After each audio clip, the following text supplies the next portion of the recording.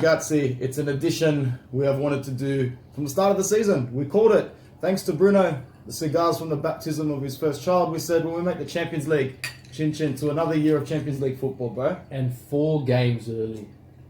4 games early, man. 4 games early. What did we say at the start of the season in front of everyone? As long as we can make the Champions League comfortably, come a little bit more in frame, that's considered a successful season, no? It's not just we made it comfortably, because you know what? After COVID, we've all been really stressed with the results, but the level of competition that it's been and just the stamina. Like, okay, Juventus aren't having their best season in a long time. Good. But we're keeping up with them. We have all the way. We're, what, 6 points? Or something like that. I don't even know. I'm just happy we're into Champions League. 5 now. We're recording this straight after the match in Roma, which means Juventus have their game in hand against Lazio. So either way that goes, man, I don't think we're going to be in that Scudetto fight at the end of the season. But I was thinking about it this morning. You know those knee-jerk reactions after those games that didn't go our way? Your Veronas, Sassuolos. Bologna. Yeah, not really Bologna. Bologna still aren't that bad this season, though. I was still looking at them on the ladder, and, you know, they've still had a good run of games. But Verona took points off Juve. So did Sassuolo. So did Lecce. It's all, and Atalanta. It's almost like mimic for mimic. Our oppositions this season have just taken points off us and Juventus, man. So this season was all about closing that gap. And Conte's closed that gap, bro. No one can deny that. Look, we all know there's a lot of work to be done. But Inter fans in general have set extremely high expectations because we signed Conte as our coach and we signed Lukaku as our first signing. And you know what? You have a lot of Inter fans that I didn't even know followed the Serie A, to be honest, because they've come out of the woodwork this year. And they're talking about how, we should be winning the Scudetto. You got to think, our best 3 players last year in Perisic, Icardi and Nainggolan were told to piss off at the start of this season. And Conte's had to start with a fresh squad, and he's done a fantastic job at it. We've lost how many games? 4? 4 games. 4 games in a total of 34 so far. Yeah. Right? I think we lost 4 of our first 10 last year.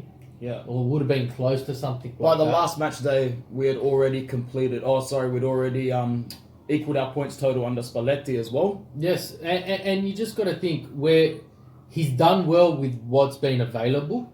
And then we saw the signings in January of Eriksen, Ashley Young, and the loan signing of Victor Moses, where Ashley Young has just found the youth with Inter. Yeah, he's a versatile player and he follows instructions very well. And you know what? The Premier League's a very fast-paced league. It's run. Yeah. And I think it's suiting Inter at the moment because it's a fast-paced league because we're playing every couple of days. Exactly. No, it's good stuff. But another thing about these signings is that their marketability is quite good.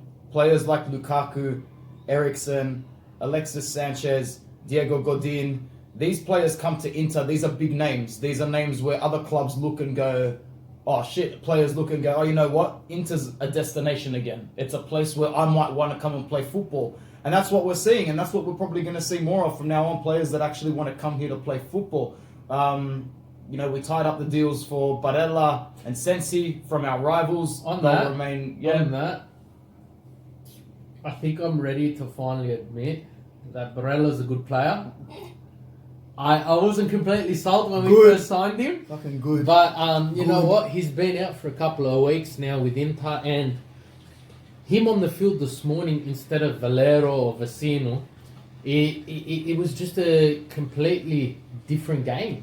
We had a control in the midfield, and didn't Brozovic play attacking mid? He did. But Barella dropped back to CDM, and it's comforting to know that, okay, we can put Eriksen in attacking mid, but Brozovic and Barella can be on the field at the same time, but still interchange with each other. For sure, bro. And Bastoni, where the fuck has he come from? Bastoni has been so good that he's making Inter fans think it's okay to sell Milan Skriniar for profit.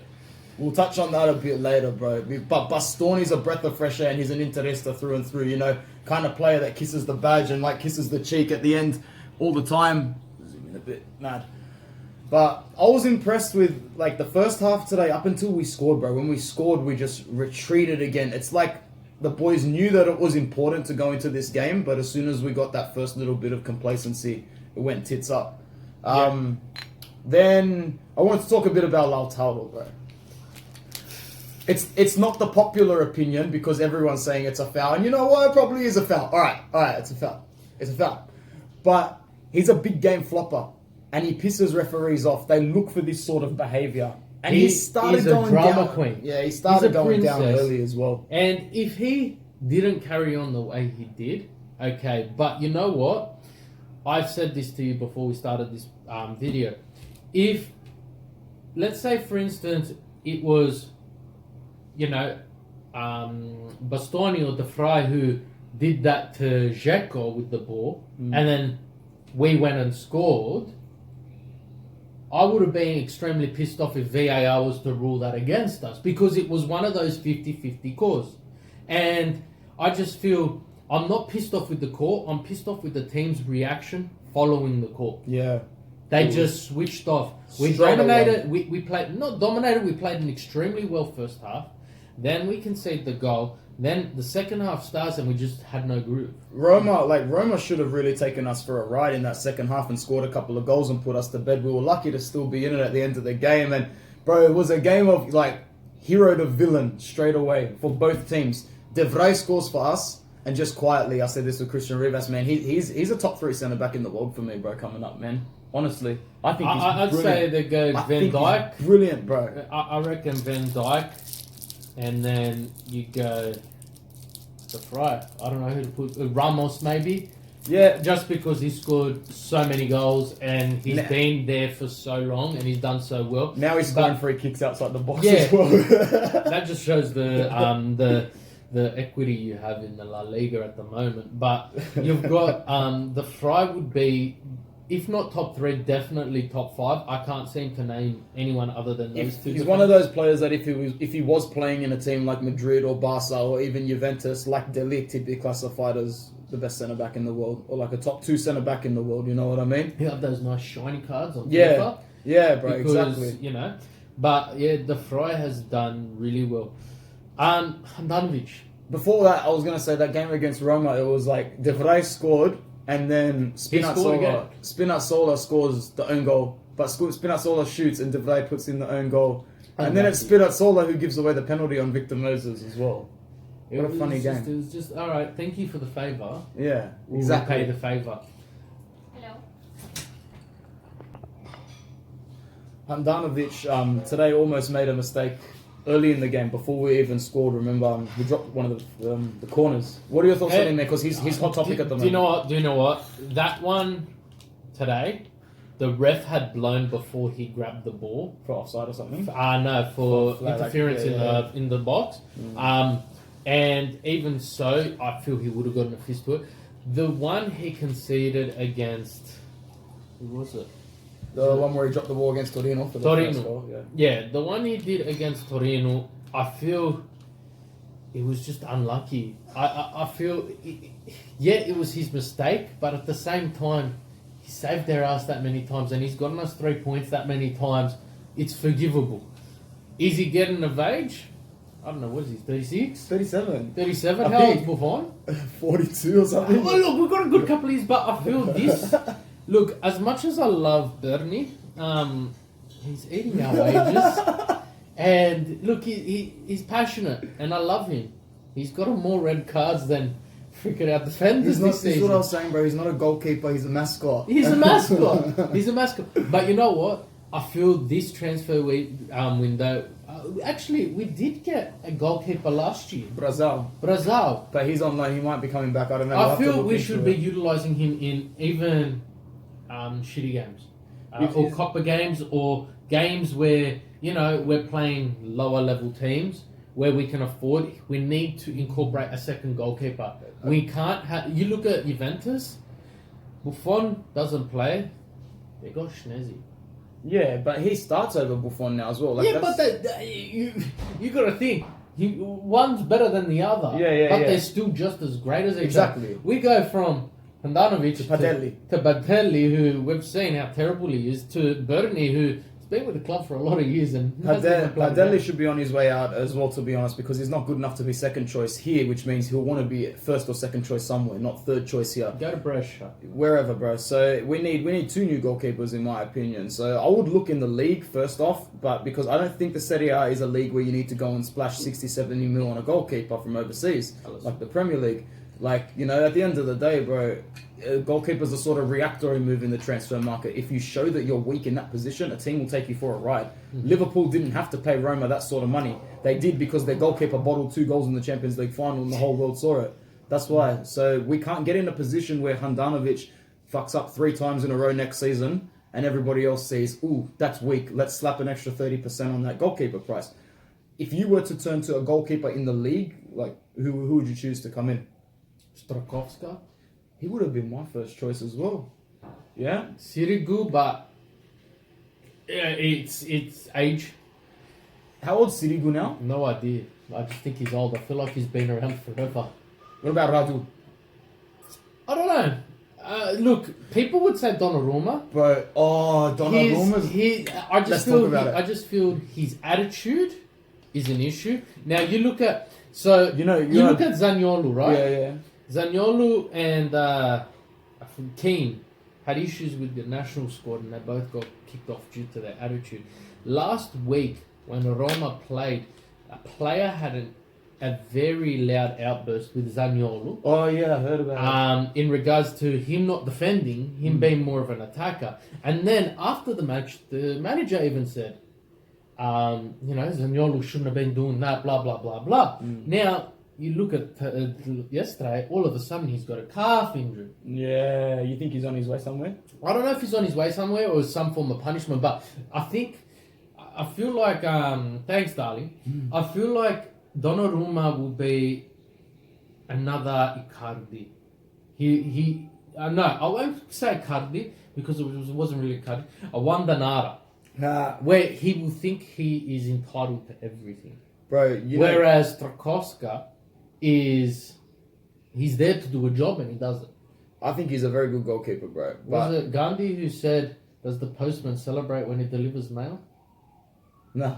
Yeah, it was. But, bro, Donnarumma, there's Christian, he thinks that Donnarumma's coming to Inter. He thinks it's been in the works for a while. He thinks a couple of stunts have been pulled over time. And do you remember when Donnarumma rocked up to the Milan Gala ball wearing a black and blue suit? It was only 2 years ago. What the hell do you do there? How do you do that? Yeah. That's weird, bro, in my opinion. His contract's running down as well. I don't know. If we pull something out of the ass for a move for Donnarumma, he's only like 22 years old. We're set at goalkeeper for 2 decades. That's a very smart investment. And he's in the national squad. It's a very smart investment, bro. It's probably the smartest purchase you could make. So if that happens, we're cheering. But if not, I don't mind bringing in Sirigu, but I'll bring in Strakowska as well. Let's move on to another couple of positions, bro. Alexis. Oh my goodness. Now, what are we going to pay for him? No. So look at it like this, because I am an optimist, but I also am married, so you always got to look at the positives, but you always highlight the negatives, because you can't win arguments like that. And I look at Alexis. Prior to COVID, he was lackluster. When he did play, he had a couple of good games here and there. Now, since COVID, he's been an absolute monster. But is that playing in the back of his mind that I need to perform because I don't want to go back to that shithole? Yeah, 100%, bro. Now, I know that shithole's your favourite team in England, but it's a shithole. Now, but in saying that, I have never seen a player who is on loan with so much passion for the team he's playing for. And what was the quote he said? He said that it was like falling in love with football again. But bro, look what some of these players, like, he's Latino at the end of the day, right? He's from Chile. So where do you think he's going to feel more assimilated after spending 4 years in London and then another 9 months or a year in Manchester, bro? This guy was fiending for an atmosphere similar to his peak form in Barcelona, and he's come back to a familiar country, and he's in the beautiful city of Milan, one of the best cities in the world. It's easy why players come here to fall in love with the city. It's a bargaining chip that we've always had as a club. You know, the city basically sells itself. So I think Alexis wants to stay. It's just a question of how bad he wants to stay and how much he's willing to sacrifice of his pay. So if he is willing to sacrifice some of his 15 million euro a net salary, that would be great because Inter is not a club that's paying that sort of salary to anybody. Look, bro. well, we're paying Conte 11 million, but Yeah, we're but not going that's to a go. different We're not going to thing, go bro. there. But look, if he was to say, "All right, I'll take 10 million," I would be Marotta and I'd be like, "No, you get your 10 million, but let's put in the contract. It's all in bonuses. You get 6, but if you do A, B, C, and D, Yeah. if you do A, you get another million. If you do B, you get another blah blah Yeah, blah. yeah, yeah. But if it's made him fall in love with the game again, wages shouldn't be an issue.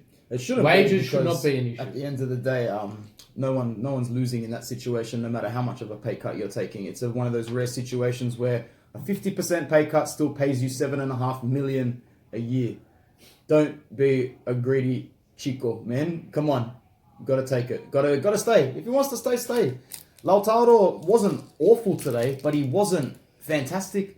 Look, To be honest, bro, I got to give Bruno a little bit of credit. He was calling the Lautaro bluff early in the season when he was peak form, but we shouldn't have been so hyped up on that release clause, bro. That's No, do you know what? Do you know 111 what? is too big. I feel that. Look, he's nowhere.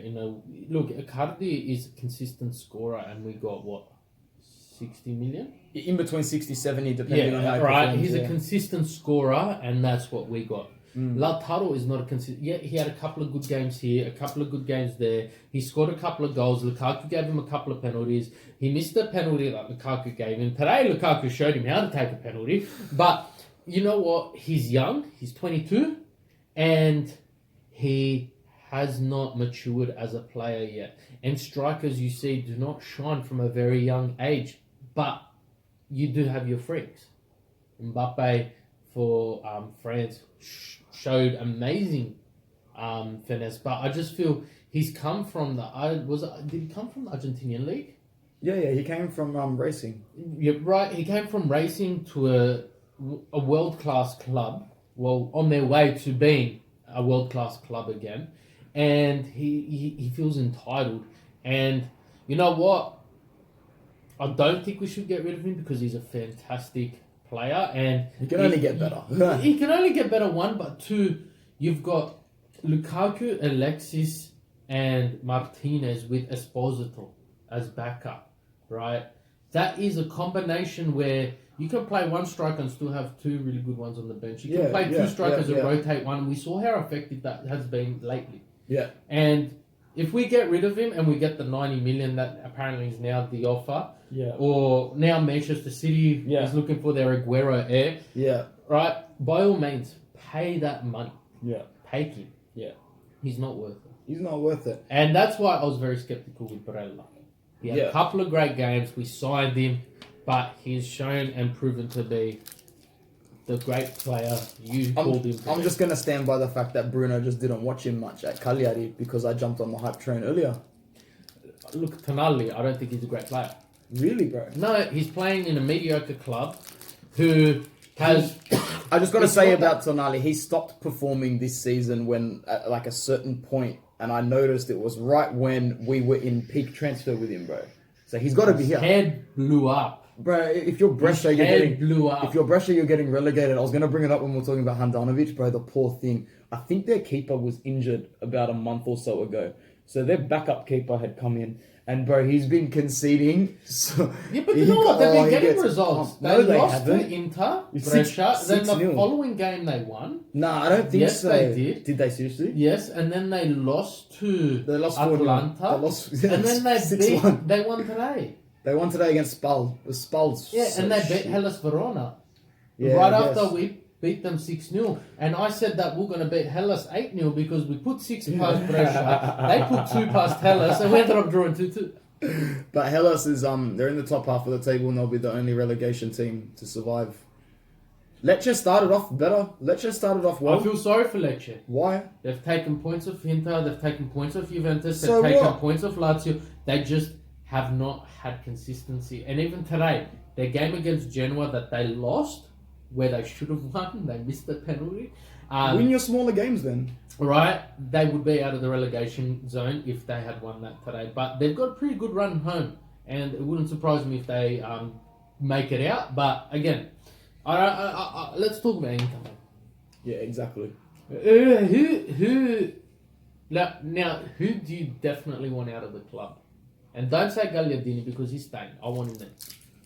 Actually, to his credit, he's performed really well the last couple of Look, games. he reminded me of Cellini this morning with the headband on. He played really physical, and I think he played well. Like as a rotation option off the bench, maybe. But like, I want to be in a position next season, Bruno, where we've got quality up the arse, no matter who we're playing, because we want to win something next season, bro. We want to win trophies. We want to win titles. So The Europa League.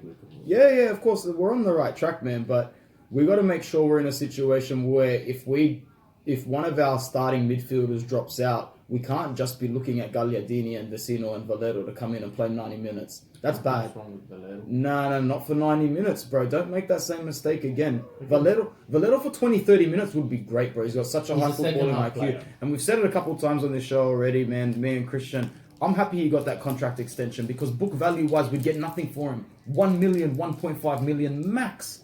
He'll only He adds ever a go lot of value to the field. for his book value, absolutely. We're up 1-0. He's the one player on the field I trust to hold the ball. Yeah, trust me. I think we've sold Vecino in the background, bro. He hasn't played. He I played know he's a last bit week. injured. No. He played last week. No, he was on the bench. He played last week. Well, we've Check, played that I swear many I games haven't. recently. Yeah, I get a hard. bit confused as to who who does and doesn't play. That's not our team. No, Baragi started there. That was Spal. Did he play? To leave, I would keep, contrary to popular opinion, I would keep Candreva off the bench, and sometimes he can play because he fits Conte's system very well. He actually plays it very well. You can't deny that Candreva is almost twice the player under Conte that he was under Spalletti. He creates so many more opportunities. He gets into so many attacking positions. Look, I can't find anything. He only forgets to square the ball in front of goal whenever someone's about a meter away. Candreva's a really good option off the But bench. he's been scoring. If you bring Candreva off the bench with 20 minutes to go, he will absolutely ransack a right back off the park. He will be so good. He'll take the ball to the byline. Candreva's the exact sort of player you want coming on for 20 minutes. But just like Valero, Vecino, Gagliardini, we can't just drop an injury and turn to them and go, shit, you're plan B. They can't be plan C. They need plan B. They need to be plan C, D, or E. So how many midfielders do we get? Everyone talks about this. So we definitely got Barella. We've definitely got Brozovic. They're the only two tattoos because Eriksen, as much as I want him to stay, and I think he will, don't underestimate the power of Beppe Marotta's book value plus Valenza. Bro, he'll look at that and go, as soon as we get an offer for 40 million for Eriksen, sold 200% plus Valenza. That makes our books skyrocket, man. He'll do it. They'll do it, him and Conte. They're ruthless. Look, Eriksen needs time, and we saw him find a bit of form pre-COVID. Conte, God bless him, he's trying his best to try and find some way to work it. And I think this morning's game against Roma, he did experiment by putting Brozovic in that position rather than Eriksen because it's a sub he didn't want to make. Now, Brozovic in that position, we've seen how he can push upfield with Barella in CDM.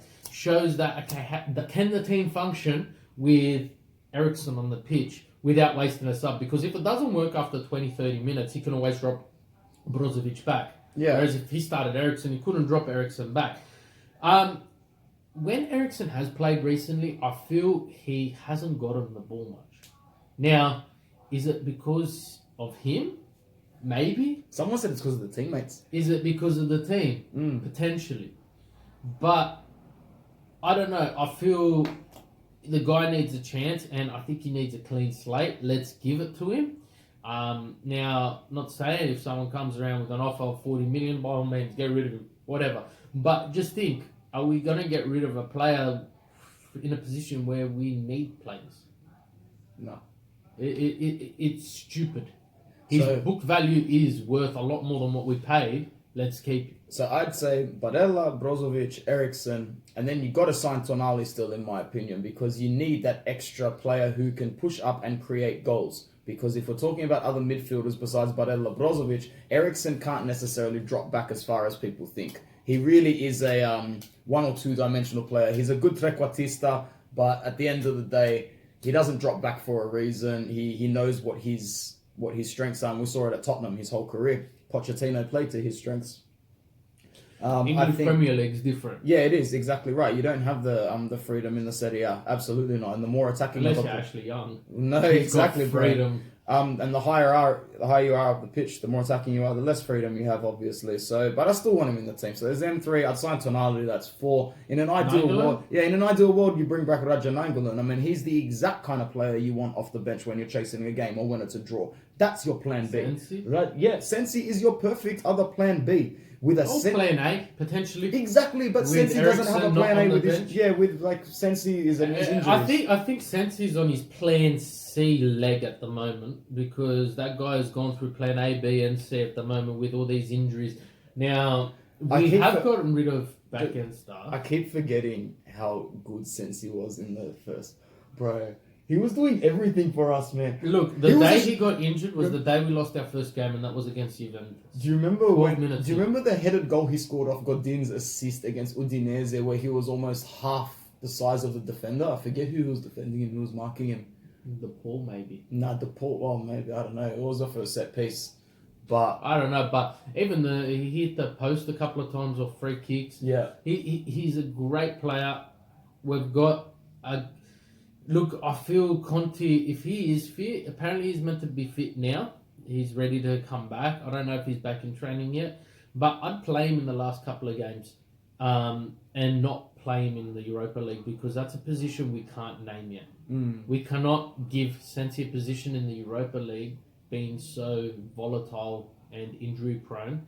Let's give him a rest and build up his muscle strength because I believe Inter sacked their fitness staff.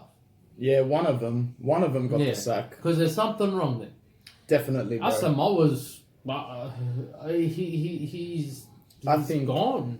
Look, I think it's just Conte and his Pintus from Real Madrid. They come in and they demand everybody work at an 11 out of 10 efficiency level. Under Spalletti and his training regime, they were only adaptable to a certain threshold. So then they all had to adapt to Conte's threshold, which is basically die, rinse and repeat times a million for however long the session is. And I think some players definitely struggle with that level of intensity, especially if you have pre-occurring muscle injuries. And Sensi's injury is just a reoccurring injury. It's just something he hasn't adapted. Shrugged. He hasn't recovered from it fully once in order to play properly. He's been rushed back too quickly. But a 2-week injury turned into a 1-year injury. It turned into a season-length injury, bro. He was out that often, and then we all had to go, shit, where do we look now? All right, Brozovic and Barella, you're carrying this midfield. Oh, shit, Barella's got a temper. He gets too many yellow cards, and he gets injured as well. Look at that. So, yeah, it wasn't ideal, but it looks like we've gotten through it, and that's why I still got to keep giving Conte credit, bro. Because in an ideal world, if you have Sensi and Barella fit this whole season, I don't want to talk about it because something else would be happening right now. The midfield is a position where we're gonna hear every single. Inter's gonna be linked with everyone. We're gonna get Luka Modric. We're gonna get Mertens still. We're gonna get Ezequiel Lavezzi. I heard we're still getting that guy. So I don't like to...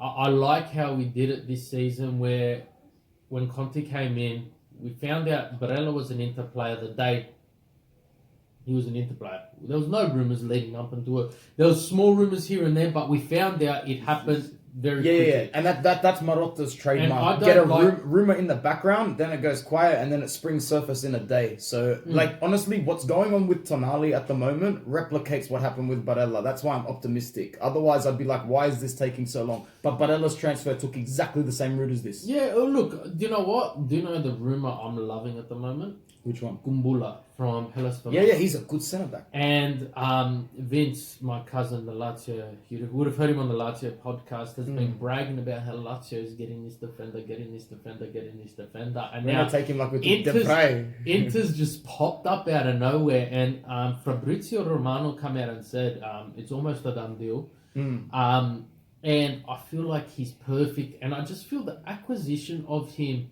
is extremely valuable in Conte's eyes because I'm not sure if you noticed this morning. What? When D'Ambrosio came on the field, we didn't have 3 men at the back. We had 4. We switched to a back 4, bro. Right, and I feel Conte is learning. He is learning. And it would not surprise me. We keep D'Ambrosio, we keep Kumbula, we've got Godin, Bastoni, Skriniar, and the Fry. We've got a team of defenders. If we need to park the bus... Yeah. And so just quickly, I want your thoughts on this before I forget. FIFA has announced that they're extending to next season the 5 substitute rule.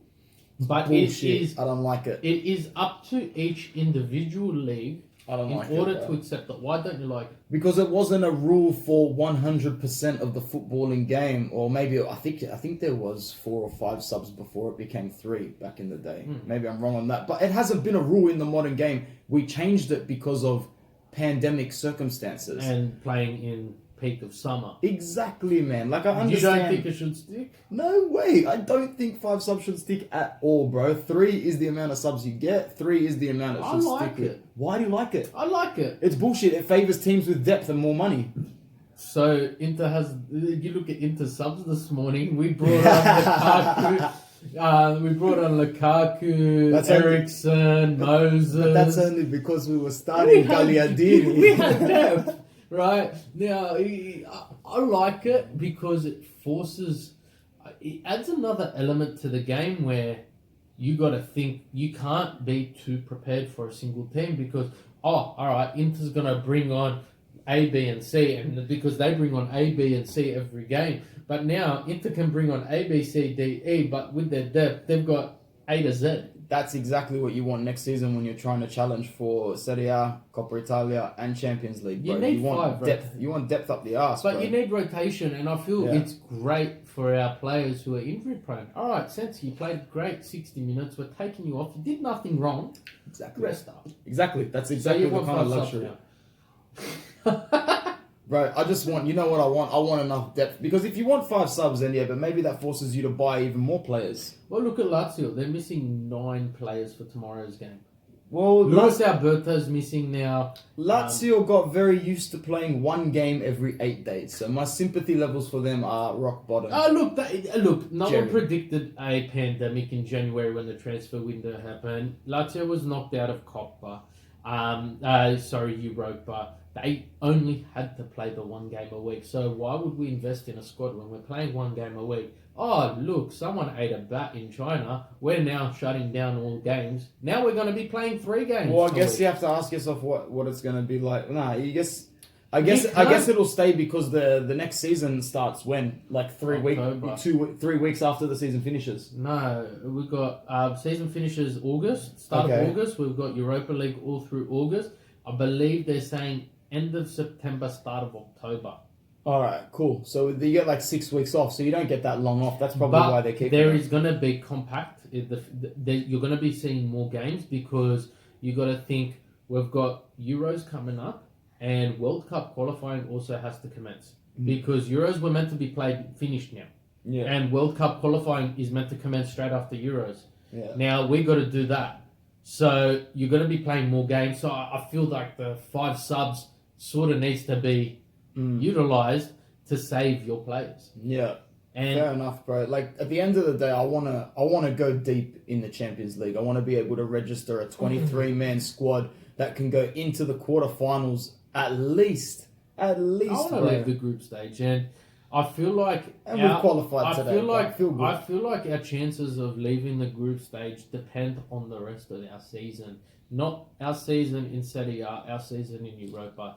I highlighted to many of the boys, Inter is terrible in the UEFA coefficients. Yeah. Juventus is our top seed. Then you have Napoli and Roma in the top 15.